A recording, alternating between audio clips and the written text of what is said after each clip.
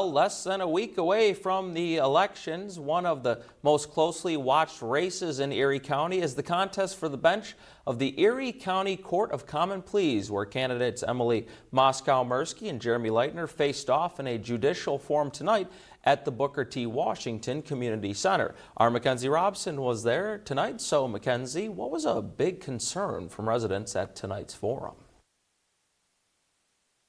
Up concerns about affordable houses, legalizing marijuana, and how the court system in Erie handles delayed cases and access to justice, especially for lower-income families. Both Moskow-Mirsky and Leitner were asked tough questions about their background and their plans to tackle those issues.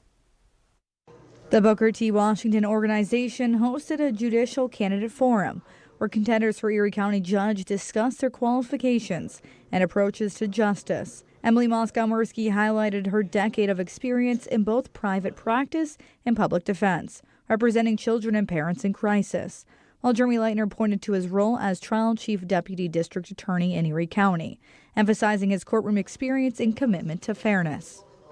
So the biggest thing that I'm excited about is, as a prosecutor and handling a lot of the violent crime, you see how things have worked out for juveniles in our city. And I'm really excited about getting some programming to get to these kids before they make the mistake that they can't take back, that sends them on a path that we don't want them to go on. One of the things I think is most important for the courts especially in the times that we're living in right now, is to make sure that we're restoring the trust and the faith in the process.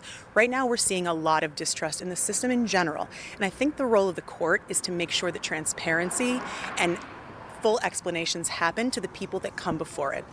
Moskow-Mirsky says in her courtroom she's always striving to listen to where everyone is coming from. If I were to be elected, everybody who came into my courtroom would be heard and listened to. They might not love the decision, one's going to disagree, one's going to agree, but they will be listened to and they will be heard. Leitner says a huge part of directing the youth is getting them into a program that will shape their future for the better. But we can get them to be happy, healthy, and make sure society's safe at the same time. I think it's a win-win, and I want to take some of the programming from treatment court and veterans court that I've been on and get it and apply it to kids.